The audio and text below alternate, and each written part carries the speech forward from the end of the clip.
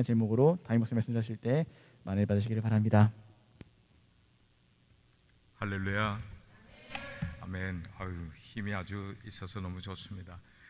오늘 낮에 누가 노크를 제 목양실 문을 노크를 내서 기다렸더니 한 분이 들어오시는데 전혀 뜻밖의 우리 교회의 한 남자 집사님이 들어오시더라고요. 너무나 반가웠어요. 평일이었는데 그렇게 목양실을 방문을 하는 그것이 저의 마음 가운데 큰 기쁨이 되었습니다. 그거를 우리 하나님 아버지께로 한번 생각을 해봤어요. 우리가 하나님 앞에 바르게 예배 생활을 못하던 사람이 하나님 앞에 나가게 되면은 우리 아버지 하나님께서 얼마나 기뻐하실까 하는 것을 잠깐 제가 그렇게 생각을 해봤습니다. 코로나 이 사태가 장기화되어 가면서 제 마음 가운데 이런 생각이 들었어요. 이렇게 장기화가 되는 하나님의 뜻이 뭘까? 자꾸만 그것을 찾으려고 하고 물으려고 하고 그렇게 하는데 제 마음 가운데 이런 생각이 들었어요. 그래, 우리들의 신앙생활이 본질에서 벗어나서 너무 엉뚱한 것들, 다른 것들로 덕지덕지 우리의 신앙의 몸에 이렇게 입고 가던 그런 삶에서 이 코로나 바이러스 기간을 통하여서 본질이 아닌 것들을 하나님께서 다 떼어내어 버리기를 원하신다는 그런 생각이 들었어요. 그러면 그 본질이 뭘까를 생각을 할 때 하나님의 말씀 속에서 저에게 주어지는 확신은 말씀과 기도였습니다. 아멘입니까? 너무 뻔한 얘기를 들려드렸어요? 아니에요. 제가 오랫동안 기도하는 가운데 깨달은 기도 응답이었어요. 우리가 말씀과 기도에서 딴 것들로 우리의 신앙생활을 자꾸만 채우고 만족 얻으려고 했던 그런 부분들을 이제는 활동을 하지 못하는 가운데 우리에게 정말 하나님과의 관계 속에서 본질적인 신앙의 것을 남겨둘 수 있다면 그게 뭔가를 볼 때에 말씀과 기도 이외에는 없다는 것을 다시 깨달았어요. 사랑하는 여러분, 이 코로나 기간 동안에 우리가 갈고 닦아야 될 것은 떨쳐버릴 것들은, 본질이 아닌 것들은 자꾸만 떨쳐버려야 돼요. 그리고 본질을 붙들고 신앙생활 하려고 더 애를 쓰는 저와 여러분들이 되어야만 될 것 같습니다. 평소 어느 나라에 원망과 불평을 입에 달고 살아가던 한 청년이 있었습니다. 그런데 이 청년이 작심을 하고 내가 좀 새로운 삶을 살기로 결단을 하고 그 나라의 지혜로운 왕을 찾아뵙기로 마음에 작정을 했어요. 일반 소문에 그 나라의 왕은, 임금님은 정말 지혜로운 분이다 하는 소문이 퍼져 있었기 때문이었어요. 그래서 그 지혜로운 왕을 찾아가서 성공적인 인생의 비결에 대해서 물었습니다. 왕이여, 제가 마음을 잡고 성공적인 인생을 살아가려고 하는데 비결을 가르쳐 주십시오. 그랬더니 이 왕이 그 청년에게 말로 대답을 주지 않고 잔을 하나를 갖다 주는 거예요. 그래서 이 청년이 잔을 받았어요. 그랬더니 왕이 포도주를 그 잔에다가 붓는데 가득 부었어요. 가득 부었다는 건 뭐예요? 가득 부었다는 것은 이게 자칫하면 이게 쏟아질 수가 있는 그런 만큼 가득 부었다는 말씀입니다. 그리고는 왕이 그 청년에게 이야기하기를, 이제 그 포도주가 가득 든 그 잔을 가지고 이 성내에 있는 시장터를 한 바퀴를 돌고 다 돈 다음에는 그 다음에는 이 왕궁으로 다시 들어오기를 바란다. 그러면 내가 성공적인 삶의 비결을 가르쳐 줄게 라고 이야기를 했어요. 이 청년이 그 포도주잔을 들고 왕궁을 나오는데 손이 부들부들 떨리고 다리도 부들부들 떨리기 시작을 하는 거예요. 왜냐하면 자칫하면, 그런데 왕이 이야기를 할 때에 한 가지 조건이 있어. 절대로 이 포도주 잔을 엎질러지도 말고 흘리지도 말아야 돼. 그대로 내가 준 그대로를 가지고 와야 된다네. 그렇게 조건을 걸게 됐어요. 이 포도주 잔을 든 청년이 이거를 들고 성내에 있는 시장터를 도는데 얼마나 조심을 해야 되는지 땀을 뻘뻘 흘리면서 시장터를 다 돌았습니다. 그리고는 다 돌았으니 왕궁으로 다시 들어가게 됐어요. 왕궁에 다 들어갔을 때 왕이 이 청년에게 묻습니다. 그래, 시장터를 돌면서 자네는 무엇을 봤는가? 그리고 어떤 사람을 지나쳤는가? 그리고 무슨 광경을 보고 무슨 소리를 들었는지를 내게 이야기해 다오라고 질문을 했어요. 그랬더니 이 청년이 왕에게 대답하기를, 왕이시여, 왕의 병력을 받고 내가 이 장터를 걸을 때에 이 포도주 잔에 포도주를 엎질르지 않으려고 하는데 내 온 신경을 쓰다가 보니까 그만 다른 것을 볼 여유가 없었습니다. 다른 소리를 들을 겨를도 없었습니다 라고 이야기를 한 거예요. 그 말을 들은 왕이 이 청년에게 말해 주기를, 바로 그것이야. 네가 경험한 바로 그 일이 내 인생의 성공의 비결이라는 것을 알아야 된다. 네가 평소에 내 인생에 그렇게 원망과 불평이 많았던 이유는 삶의 목표를 잃어버린 채로 인생을 낭비하고 있었기 때문이라네 라고 이야기를 해줬어요. 그러니 너는 이제 돌아가서 다른 것에는 한눈 팔지 말고 내 인생의 목표를 확실히 세워서 그것에 전심전력을 기울이게 되면은 원망과 불평하는 시간 대신에 낭비할 여유를 갖지 않고 그렇게 살다가 보면은 너는 성공적인 인생을 살아갈 수 있을 걸세라고 이야기를 해줬어요. 여러분, 사람들이 평소에 불평과 불만을 자주 하게 되는 이유가 무엇인지를 생각해 보신 적이 있습니까? 만약에 여러분은 어떤 때에 불평과 불만을 자주 했는지를 우리 스스로 우리 자신들을 생각을 해보면 알 수가 있을 것이에요. 오늘 우리가 읽은 본문에 나오는 욥을 가만 보게 되면은 욥이 당한 엄청난 이 고난, 고통, 이 역경은 그의 개인적인 욕심에서 나온 것 아니었습니다. 방탕한 삶을 살아간 대가로 그가 얻은 것도 아니었습니다.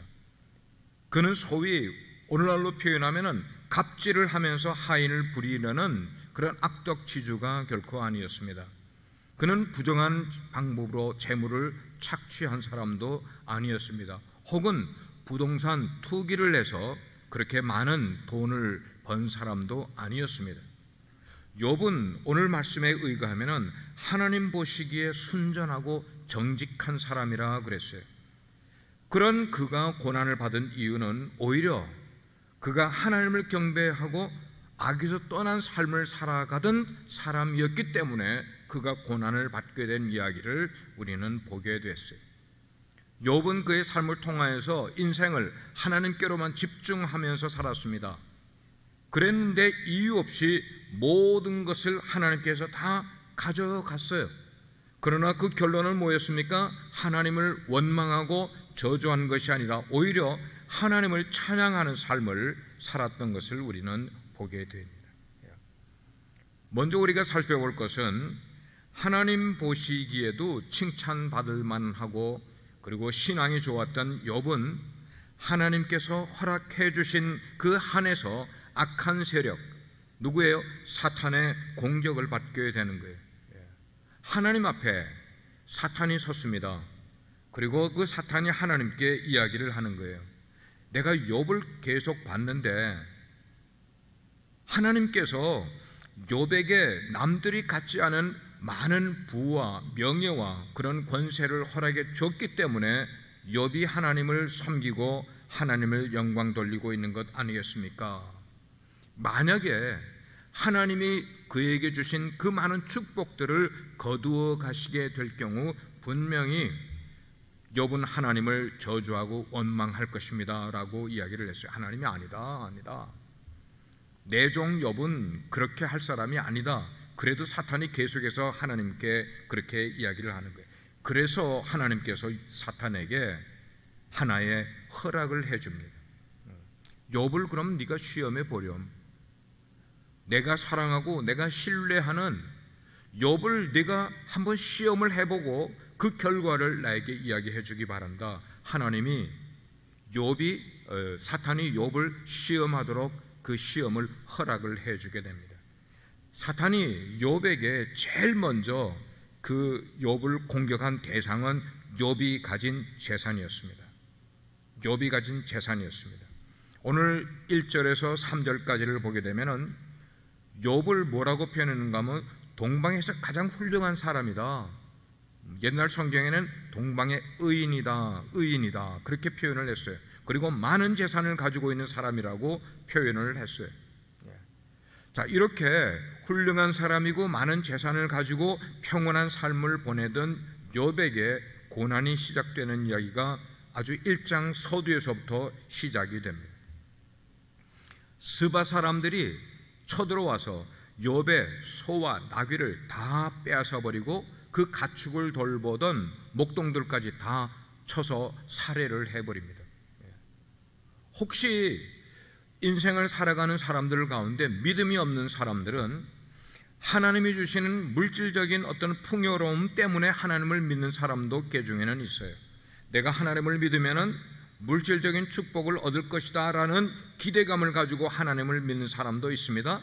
만약에 그렇게 하나님을 믿는 삶을 살아가던 사람이라면 욥과 같은, 그래서 하나님께서 그의 재산을 다 빼앗아 가게 되면 그들의 믿음이 넘어져 버리는 그런 경우를 우리는 종종 보게 된다는 것이에요. 욥을 향한 사탄의 시험은 계속해서 그 일을 말하는 동안에 계속해서 그렇게 나오고 있어요. 계속 이어지고 있단 말이에요. 첫 번째 시험이 이방인들의 침략으로 인해서 재산을 다 탈취당하는 그런 시험이었다면은 두 번째 시험은 천재지변이 일어나서 하늘에서부터 불이 내려와서 7,000마리나 되는 그 욥의 많은 양떼들과 그리고 종들이 한꺼번에 몰살당하는 그런 일이 일어나게 됩니다. 이어서 들려오는 소식은 뭐냐? 갈대아 사람들이 무리를 지어서 3,000마리나 되는 욥의 낙타를 모두가 탈취를 해버립니다. 그리고 이 금액이라는 것이 보통 사람들이 낙타를 먹이는데 소를 먹이는 것처럼 2마리, 3마리 이 정도를 먹인다고 그래요. 그런데 여기에 보니까 3,000마리의 낙타를 다 탈취해 갔다. 아마 중동 지방에서는 그 정도면은 이거는 어마어마한 그런 재산이 아닐 수가 없는 그런 양이란 말입니다. 그리고 마지막 소식 들려왔는데 그 마지막 소식은 가장 충격적인 소식이었습니다. 그것은 욥의 모든 자녀들이, 여러분 욥의 자녀들이 모두 몇 명입니까? 7남 3녀예요. 그래서 그 모든 자녀들이 맏아들의 집에 모여서 떡과 포도주를 마시면서 잔치를 벌이고 있던 가운데 사막으로부터 아주 큰 바람이 불어와, 아마 사막에서 부르는 바람이라는 것은 토네이로와 같은 그런 바람이었을 것입니다. 그것이 불어와 이 큰 아들 집에서 잔치를 하고 있던 집 네 귀퉁이를 내리치니까 그 안에 그 아들들하고 그 형제들이 다 지금 잔치를 하고 있는 그 네 귀퉁이를 치게 되니까 그 집이 위에서부터 다 무너져 내려서 그 안에 있던 자녀들이 다 압살을 당한다는 내용이 성경에 기록이 되어 있어요. 일시에 모두가 다 죽어버렸어요. 자, 이렇게 갑작스럽게 이방인들의 공격을 받고 자연재해를 받게 되면서 욥은 그야말로 우리 인생이 감당하기 어려운 힘든 시련을 겪게 되는 거예요. 무엇보다 알 수가 없는 그런 예기치 않았던 그런 시련과 재난들이 일시에 닥쳐오게 될 때 욥의 마음은 정말로 무너져 내리는 심정이 아니었겠는가 하는 생각을 가져보게 되는 거예요. 자, 이런 소식을 처음 아주 엄청난 그런 소식을 듣게 됐을 때에 욥은 어떻게 리액션을 보였습니까? 하나님께 나아갑니다. 나아가서 하나님께 어떤 반응을 보였습니까? 20절에서부터 22절까지의 내용을 보게 되면은 욥은 겉옷을 찢었다 그랬어요. 그리고 머리카락을 다 밀어버렸다 그랬습니다. 그리고 땅에 엎드려 예배를 하였다. 21절의 내용을 제가 다시 한번 읽어드리면 이렇게 기록을 하고 있었습니다. 내가 모태에서 알몸으로 나왔사온즉 또한 알몸이 그리로 돌아갈지어라. 주시니도 여호와시오 거두시니도 여호와시오니 여호와의 이름이 찬송을 받을지니이다. 기도이면서 찬양을 지금 그렇게 드리는 모습입니다. 그러면서 이 모든 일로 욥은 하나님께 범죄하지도 않았고 하나님을 원망하지도 않았다고 기록을 하고 있어요. 자, 이렇게 연속해서 재난이 일어나고 탈취를 당하고 자녀들의 사망 소식을 들은 욥은 말로 표현할 수 없을 정도로 참담한 그런 심정이었을 것이 분명할 거예요. 그의 마음이 얼마나 인생으로서 찢어지게 힘들었을지에 대해서 우리가 방금 읽은 20절은 그것을 행동으로 표현하기를 겉옷을 다 찢어버렸다고 그랬어요. 머리를 다 밀어버렸다고 그랬고 엎드려 하나님께 예배하였다는 그런 표현을 쓰고 있습니다. 잠깐만 요 구절들을 살펴보게 되면은 겉옷을 찢었다는 것은 그 당시 근동 지역에서 극도의 아픔과 고통을 겪게 됐을 때 사람들이 취하는 행동이 뭐냐면 이 겉옷을 찢어버리는 거였어요. 극도의 고통과 아픔을 겪게 될 때. 두 번째로 머리털을 밀었다는 것은 재난당한 사람의 슬픔이 아주 극에 달했을 때를 표현을 하고 있는 거예요. 뿐만 아니고 어떤 사람들이 새로운 마음의 결심을 하게 될 때에 머리를 미는 경우도 있어요. 우리 교회에 신학생 한 분이 갑자기 머리를 밀고 나타났어. 그래서 저는 속으로 생각을 할 때 아주 긍정적이다. 사도 바울과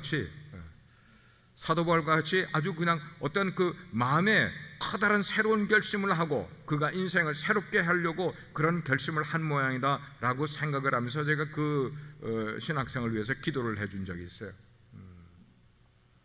땅에 엎드렸다는 것은 우리가 큰 슬픔을 당했을 때나 누군가로부터 심한 수치심을 받게 됐을 때 아니면 하나님을 예배하게 될 때 우리는 땅에 엎드리는 그런 태도를 갖게 되는데 가끔 성경에 보면 신약 성경에서도 어떤 사람들이 예수님 앞에 나올 때 예수님 앞에 엎드렸다는 그런 표현은 하나님께 경배하는 그런 것을 상징하는 모습인 것을 우리는 알게 돼요.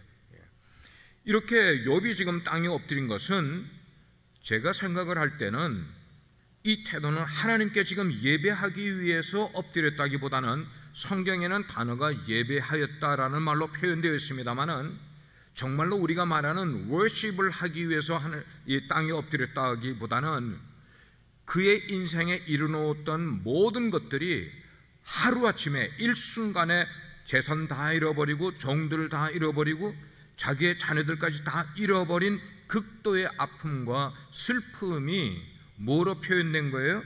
그냥 땅바닥에 엎드렸다는 표현보다는 그냥 땅바닥에 쓰러져 버렸다는 그런 표현이 맞지 않을까 하는 생각을 하게 돼요.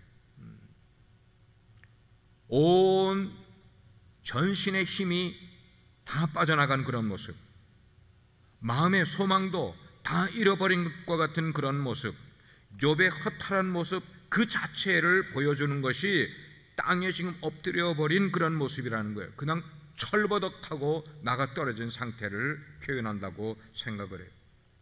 그러나 그 가운데서 예배의 의미를 전혀 생각하지 못하는 것 아니라 그런 가운데서도 욥의 모습을 보게 되면 하나님께 예배하러 나아가는 그런 의연한 모습까지도 우리는 그 자세에서 찾아볼 수 있는 것을 생각해 보게 돼요. 그러면서 그가 21절에 고백하는 게 뭐였습니까? 모든 것이 다 하나님께로서 온 것이니 나에게 주신 것도 하나님께서 주신 것이고 하나님께서 취하신 것도 하나님의 것을 취하신 것이니 당연합니다라는 그 믿음의 고백을 드리면서 하나님을 원망하지 않더라는 것이 키포인트라고 저는 생각을 해요.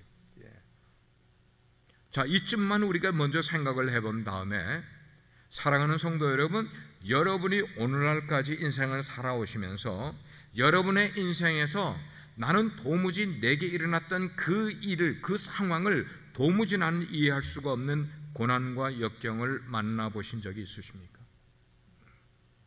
그때 여러분은 어떤 태도와 어떤 반응을 보이셨었는지를 한번 여러분들이 여러분의 그 있었던 일들을 리콜해 보시기를 바랍니다. 혹시 그런 고난을 여러분들이 겪으면서 그 속에, 고난 속에 숨어있는 하나님의 뜻을 찾으려고 노력을 해보셨습니까? 그리고 찾아내신 적이 있으십니까? 다시 사탄으로 넘어옵니다. 사탄은 욥을 시험하게 되면 틀림없이 하나님이 자랑하던 그 욥도 고난을 당하고 절체절명의 순간에 이르게 되면 하나님을 분명히 저주하고 믿음을 저버릴 것이라고 마음 가운데 장담을 한 거예요. 그런 생각을 가득 품게 된 거예요. 그렇지만 사탄의 생각과는 다르게 욥은 그의 인생에 정말로 예기치 않았던 고난이 닥쳐왔음에도 불구하고 하나님께 엎드려서 자신의 믿음을 지켜내고 있는 모습을 보여주더라는 것이에요. 독일의 유명한 문학가인 괴테는 바로 이 욥기를 통해서 파우스트라는 책을 썼습니다. 하나님과 내기를 하는 사탄의 모습을 파우스트라는 책을 써서 기록을 했어요.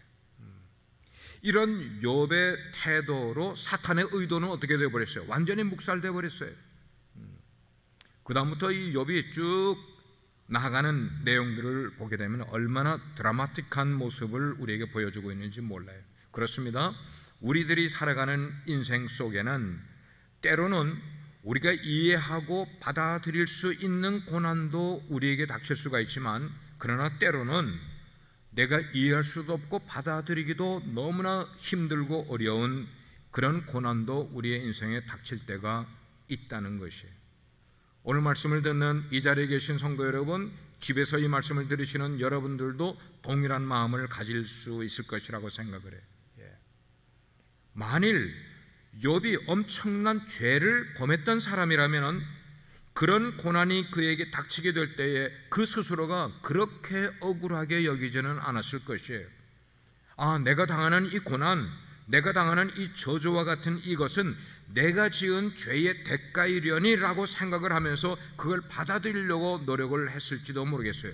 그렇지만 욥의 상황은 그게 아니지 않았습니까? 그는 평생을 정직하게 인생을 살아갔던 사람입니다. 사람들에게 거짓 없는 인격과 그런 의로운 사람으로 인정을 받고 하나님께도 인정을 받던 사람이지 않았습니까?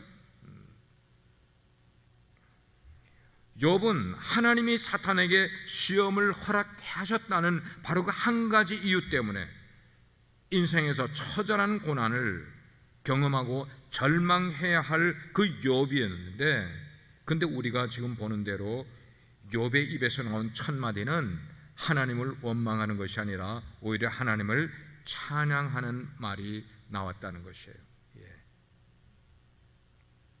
욥은 그가 겪은 고난 그리고 재난 뿐만 아니고 엄청난 마음의 상처까지 그대로 하나님께 대한 자기의 신앙으로 극복하고 있는 모습을 우리에게 보여주고 있는 것이에요.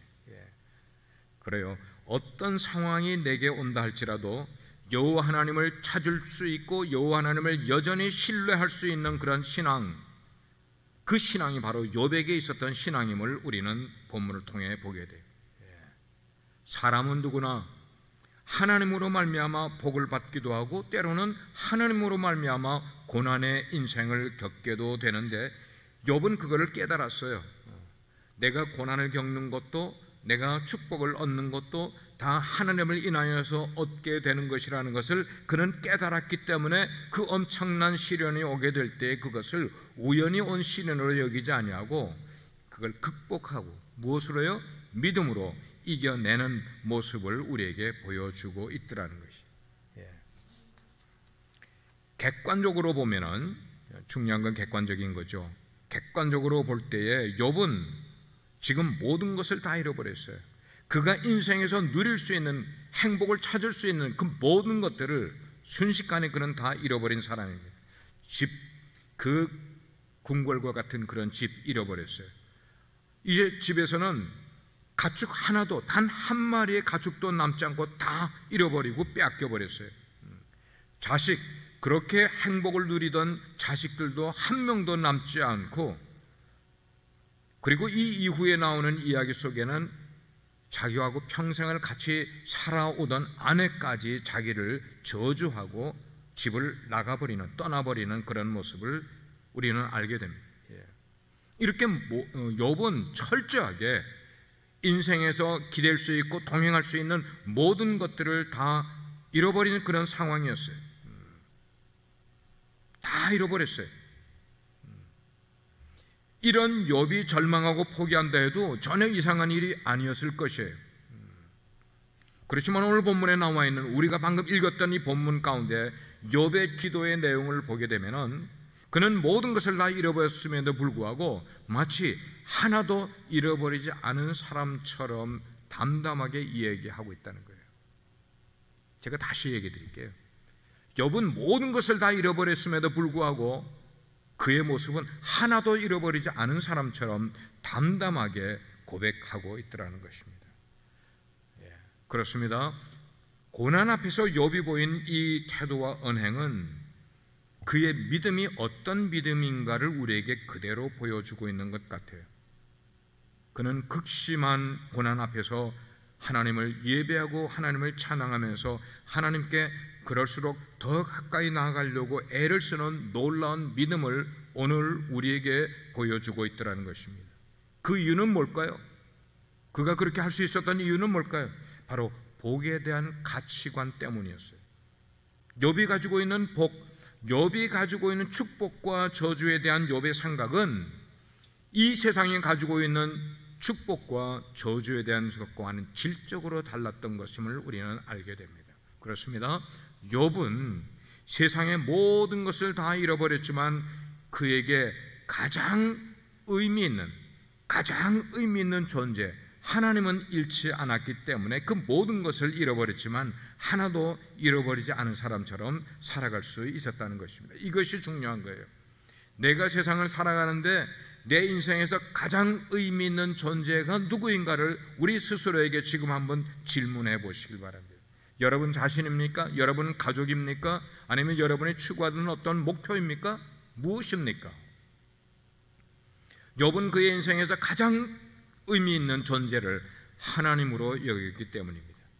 내가 소유하고 있었고 내가 누리던 모든 것들이 다 하나님의 것이고 모든 것을 다스리시는 분, 바로 그분이 하나님이심을 그는 절대로 믿었기 때문에, 그래서 하나님께서 내게 주신 것, 하나님이 가져가시는 것은 당연한 일이지 않느냐 하는 그런 생각, 그러니까 내가 무슨 원망을 할 수 있겠느냐는 그런 생각이, 그런 세계관, 그런 가치관이 욥에게 있었기 때문인 것을 우리는 알게 돼요. 자, 여러분이 이제 이 정도의 욥에 대한 이야기를 우리가 나눴으면 이 상황을 오늘을 살아가고 있는 우리에게 한번 가져와 보겠습니다. 우리는 요즘 코로나 원라인으로 인해서 얼마나 험악해지고 나빠진 환경 가운데 살아가고 있습니다. 여기에 대해서 불평하고 원망하면서 살아가고 계신 분 계시지 않습니까? 혹시? 하나님이 왜 우리에게 이런 어마어마한 재앙을 허락하시는 겁니까?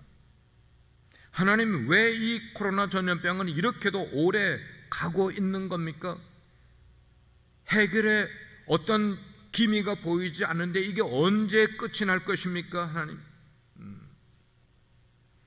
그러나 반대로 동일한 상황 가운데 있으면서도 하나님의 주권적인 역사하심을 믿음으로 감사의 고백을 드리며 살아갈 수 있는 사람이라면 바로 그 사람은 그의 인생에서 가장 중요한 존재, 가장 의미 있는 존재가 바로 하나님 이외에 아무것도 없음을 깨닫고 인생을 살아가고 신앙생활을 하는 사람이라고 볼 수가 있겠어요. 그렇습니다. 이 세상에서 생기는 어떠한 시련도 모든 시련을 다 피하고 살아갈 수 있는 사람은 세상에 아무도 없어요. 내게 어떤 시련이 닥치더라도 나는 그 시련을 받지 않고 피할 능력이 있다, 그런 준비가 되어 있다고 세상을 살아가는 사람은 세상에 아무도 없을 거예요.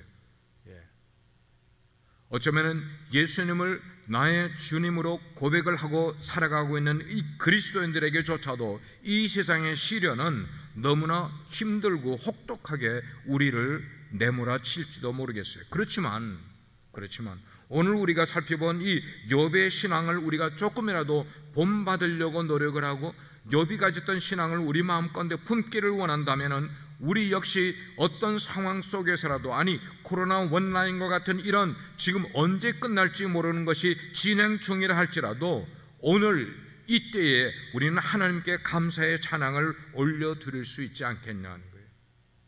아멘입니까? 아멘입니까? 우리 인생은 때로는 이해할 수가 없고 예기치 못한 그런 고난을 만나게 될지도 모르지만, 그럼에도 불구하고 분명한 것은 주님께서 우리의 고통을 모두 알고 계시다는 거예요. 저는 전에도 설교 때 아마 그런 얘기를 했어요. 우리가 지금 겪고 있는 것 우리 주님께서 다 아세요. 우리가 현재를 지나가고 있으면서 얼마나 땀을 흘리고 있는지, 얼마나 눈물을 흘리고 있는지, 얼마나 고통스러워하고 있는지, 그것을 우리가 어떻게 인내하고 있는지를 우리 주님께서는 다 아세요. 그리고 이 코로나 사태로 인해서 우리가 어떤 형편에 처해 있는지 우리가 믿는 하나님은 아시고 우리의 눈물을 보고 계시다는 사실을 우리 마음 가운데 확신하시기를 바랍니다. 현재 고난 중에도 주님을 만날 수 있음을 우리는 감사하십시다. 이런 상황 가운데서도 내가 마음만 먹으면 주님을 만날 수 있고, 주님을 예배할 수 있고, 주님께 기도할 수 있고, 주님을 찬양할 수 있는 그런 우리 빛과 소금의 성도님 되시기를 주의 이름으로 축원합니다. 우리가 같이 기도할 내용을, 기도 제목을 여러분과 나누겠습니다. 이런 내용 가지고 우리가 함께 기도를 하면 좋겠어요. 하나님, 우리의 삶에 예기치 않은 재난과 고난이 닥친다 해도 그 재난이 우리를 넘어뜨리지 못하도록 주님 저를 지켜주십시오. 하나님, 우리 삶에 예기치 않은 재난과 고난이 닥친다 해도 그것이 우리를 넘어뜨리지 못하도록 지켜주세요. 하나님, 고난과 역경 앞에서도 우리 인생의 가장 커다란 의미가 되시는 하나님을 잃어버리지 않고 오히려 하나님을 예배하고 찬양하는 신앙을 갖기 원합니다. 여러분 현재 겪고 있는 고난이 무엇입니까? 그 고난 중에도 하나님을 영화롭게 하는 일을 멈추지 않도록 기도하고 힘쓰는 한 주간 되시길 바랍니다. 우리가 이런 기도 제목을 가지고 우리가 이 시간에 한번 주여 한번 부르짖고 같이 한번 기도하는 시간을 갖겠습니다. 주여, 사랑 많으신 아버지 하나님, 오늘 욥의 말씀을 우리가 나누는 가운데 아버지, 그가 평소에 죄를 짓고 인생을 살아간 것이 아니라 정말 하나님 보시기에 정직하고 사람들에게 존경과 우러름을 받을 수 있을 만큼의 그런 아름답고 의로운 삶을 살아가던 그였지만, 그러나 사탄이 그를 시험하기 위해서 그의 가지고 누리고 있는 그 모든 축복의 요소들을 다 앗아갔습니다. 탈취해 가버렸습니다. 다 망가지고 부서지고 자녀들이 다 죽임을 당하는 그런 어려움을 겪게 되었습니다. 하지만 오늘 우리가 살펴본 것처럼 그럼에도 불구하고 욥은 하나님을 부인하지도 않았습니다. 원망하지도 않았고 저주하지도 않았습니다. 자기의 삶을 그렇게 비난하지도 않았습니다. 오히려 그는 하나님께 나아가 머리를 숙였습니다. 머리를 밀어버리고 겉옷을 찢어버리고 하나님께 엎드려 예배하고 찬양하는 모습을 우리에게 보여주고 있습니다. 오 하나님, 현실을 살아가면서 우리가 겪고 있는 코로나 이 원라인이 얼마나 우리를 가장 내부에서부터 외부적인 모든 것까지 우리를 힘들게 만들고 어렵게 만드는지를 우리가 겪고 있습니다. 아버지, 예전에는 한 번도 경험해보지 못한 일들을 우리가 이 시대에 겪어가고 있습니다. 오 하나님, 이럴 때 우리가 어떤 자세로 살아야 될지를 욥을 생각을 하면서 아버지, 우리들의 신앙을 더 견고하게 만들어갈 수 있기를 간절히 원합니다. 우리에게 이런 재난과 어려움이 닥치게 될 때 준비하고 있는 신앙인들 되기를 간절히 원합니다. 지금 그 일을 겪고 있다면 하나님 주님을 부인하지 아니하고 원망하지 아니하고 오히려 그것을 받아들이면서 감사히 여기면서 하나님을 찬양하는 인생의 승리자들 되기를 간절히 기도합니다. 하나님 저희들을 붙들어 주시기를 원합니다. 얄팍한 것들에 우리의 마음이 좌지 의지되지 아니하도록 요동하거나 흔들리는 인생 살아가지 아니하도록 소용돌이에 파묻혀 살아가는 인생 되지 아니하도록 세상 속에 같이 흘러가 버리는 인생을 살아가지 아니하도록 아버지 우리들의 모든 모습과 태도를 지켜주시기를 간절히 원합니다. 오직 주인은 하나님 한 분밖에 없음을 고백합니다. 우리를 지켜주실 분도 우리를 이끌어주실 분도 우리를 보호해주실 분도 오직 여호와 하나님밖에 없으심을 고백합니다.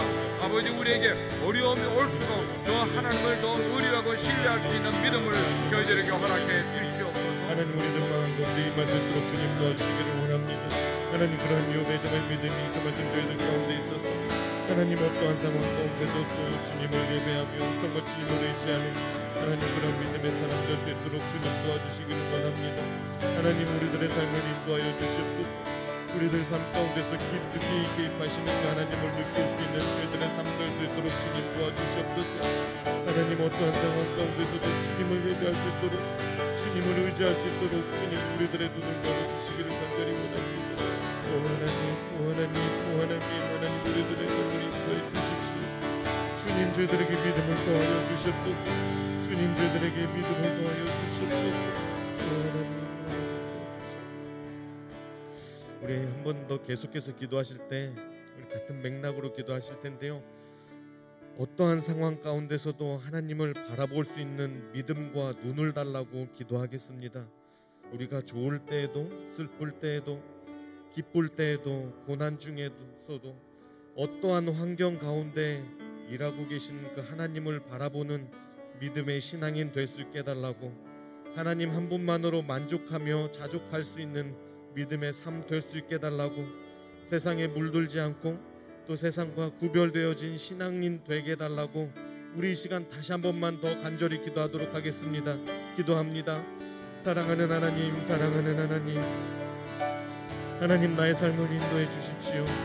하나님 내가 좋을 때 하나님 기쁠 때 슬플 때 고난 중에도 하나님 어떠한 상황 가운데 있든지 하나님이 내 삶 가운데 깊숙이 개입하고 계시는 그 하나님을 하나님 내가 믿고 의지하고 따라가는 하나님 그런 믿음의 사람 될 수 있도록 주님 도와주시옵소서.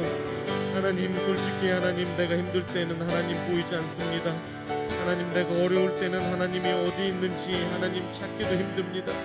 하나님 좋을 때에는 하나님 그것이 하나님의 은혜라 생각하며 하나님 내가 좋게 생각하고 하나님 내 삶에서 조금만 풀어지면 하나님 원망하기가 십상입니다. 하나님 이러한 삶 가운데서도 하나님 정말 나를 불쌍하게 여겨주셔서 하나님을 바라보는 한 믿음의 눈 주시옵소서. 하나님 세상을 잘 구별하며 정말 그 욥처럼 오늘 말씀에 나오는 욥처럼 어떠한 상황 가운데 있든지 정말 주님을 의지할 수 있는 하나님 나 자신 될 수 있도록 주님 도와주시옵소서. 하나님 왜 이렇게 내 눈이 열리지 않습니까? 하나님 왜 이렇게 내 눈이 열리지 않아서 정말 주님께서 일하고 계시는 하나님 그 현장이 왜 보이지 않습니까? 하나님께서는 정말 태초부터 하나님 나 태어나기 전부터 하나님께서는 내 삶 가운데 역사하고 계셨고 하나님 지금도 역사하고 계시고 하나님 앞으로도 역사하고 계실 그 하나님이 하나님 왜 이렇게 내 마음 가운데서 느껴지지 않고 왜 이렇게 그 주님이 보이지 않는 것입니까? 주님 나를 불쌍히 여겨주시고 하나님 그 하나님을 정말 내 마음 깊숙한 곳에서부터 신뢰하고 우려할 수 있는 하나님 그런 저리 끌려다니는 자 되지 않도록 주님 도와주시고 하나님 세상에 물들지 않는 신앙인 될 수 있도록 주님 도와주시옵소서. 하나님 저 말씀 이 핑계 저 핑계 되며 신앙생활에 게을러하는 자 되지 않도록 주님 도와주시고 하나님 이렇게 힘들고 어려울 때일수록 더욱더 주님 앞에 매달려있는 하나님 믿음의 신앙인 될 수 있도록 주님 도와주시옵소서. 하나님 저 말씀 더욱더 신앙생활에 매진하며 더욱더 주님 오심을 기다리는 하나님 그런 마음 가지고 주님 신앙생활 할 수 있도록 주님 도와주시옵소서. 하나님 게을러지지 않도록 주님 도와주시고 주님 저 말씀 나의 마음을 정말 주님 앞에 더 쏟을 수 있는 자 될 수 있도록 주님 도와주시옵소서. 우리 빛과 소금의 교회 성도님들 한 사람 한 사람 주님께서 기억하여 주시고 어떠한 상황 가운데 있을지라도 주님을 더욱더 신뢰하는 주님을 더욱더 의지하는 저희 교회 모든 성도님들 될 수 있도록 주님 은혜 베풀어 주시옵소서. 오 하나님, 우리 한 번만 더 기도하겠습니다. 한 번 더 기도하실 때 이번 주부터 아니면 다음 주부터 학기가 다시 시작됩니다.